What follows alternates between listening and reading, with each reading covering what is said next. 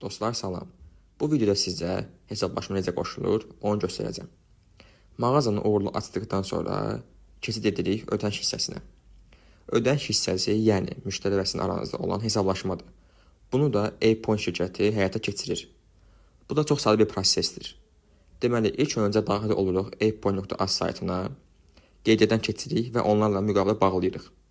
Hər hansı bir sual yaranarsa, A-Point.az saytına yaza bilərsiniz və yazan gedə bilərsiniz.